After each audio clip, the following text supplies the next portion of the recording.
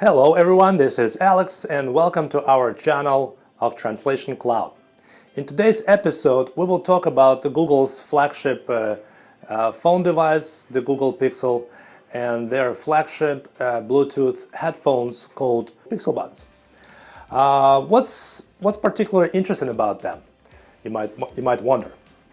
In an era of dominating iPhone and Apple devices, Google pushes Android and their own Bluetooth headphones. Why just not the phone? Well, the key feature of that phone is that it's only compatible with the Google phone, with the Android device, and in particular Google Pixel. And this number two, it also communicates with the Google server to provide on-demand, real-time language translation with their flagship neurological so-called machine translator. The details about this neurological machine are still a subject of a separate video, since this is the evolutionary platform based off the statistical language machine translator that was used in the past. But how it really works is that we have the Google Pixel with their virtual assistant, and we have iPhone assistant. It's called Siri. So Google presumably wants to kill this virtual assistant by offering their own feature, and presumably better than Apple's. So how this works? Let's pretend this is the Pixel earbuds they're wearing on your head with the device. There is a cord, but just for the illustration purpose, they're supposed to be Bluetooth, the wireless headsets. They're connected to your phone, and in order to engage in the conversation, you need to be able to press the button, and then the device starts listening to your voice and then to the voice of the party that answers. There are multiple videos online on YouTube that people describe and review those headphones, but the main idea is it's not really a killer of anything.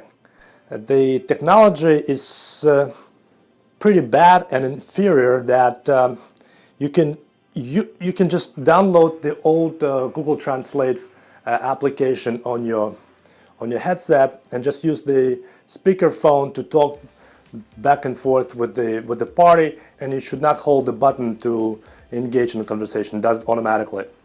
So how this technology pretty much works? So it's connected wirelessly to your phone, and then once you start talking to it, it sends the signal to the Google server. I made it for a simplistic reason, which has the voice recognition system. The job of this voice recognition system is to analyze the speech and then convert it into a text. So if there is a conversion in a text, the translator can work with this later on. So once it's recognized and converted into a text, it's being sent to a machine translator. Whichever Google translation uses right now, is it a neurological translator or a statistical machine translator? That doesn't matter. So it does the translation, and also it does one important thing.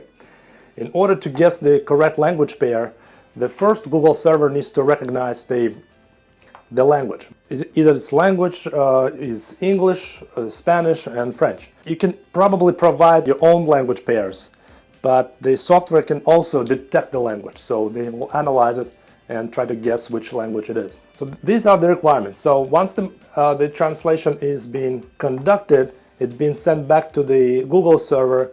Google server converts it back from a text to the voice, and sends back to you and your phone as the voice audio file. And you will hear either in your Google Pixel Buds or on a speakerphone, you will hear the translation. So it does a pretty good magic, and Google was able to originally get some hype in the media. I remember one day I was early in the morning at the gym watching this plasma TVs on the wall without a sound, just watching the news. It was some kind of trading channel, whether it's CNBC or MSNBC. There was like a floating line. There was like a news. People were excited about it. Oh, Google released those new headphones. It's an Apple killer, and it's translator on the fly, and it was really exciting. But even my wife, knowing that I work in the language industry, she texted me that link and said, "Hey Alex, look at this. This is the real cool thing." And at first I was like scared. I was, oh, another threat to our business. And then I realized, oh, don't worry. It's just for Google Pixels, and the technology has its own problems to it, and there's nothing to worry about. But to you readers, just to give you an idea, so this is how it works. You have your phone, you have a Google server, and you have a machine translator. It's all being connected together seamlessly over the internet, and boom, you get the enhanced value. So if you're a tourist, if you're a speaker traveling, overseas, as long as you're on a Wi-Fi spot, in your hotel, in your restaurants, in a place of doing business, you should be able to get some help of the machine translator. But in general, this is for the mainstream, for the average student bootstrapping their company. But if you're a solid businessman or businesswoman, you should be able to have a human being accompanying you on all business meetings, and not should be able to rely on the technology and being susceptible to any mistranslations. You should use the helper who is knowledgeable, trustworthy, and can do business with you on your terms. Thank you for watching, and this was our episode on Google Pixel Buds. Thank you. Bye-bye.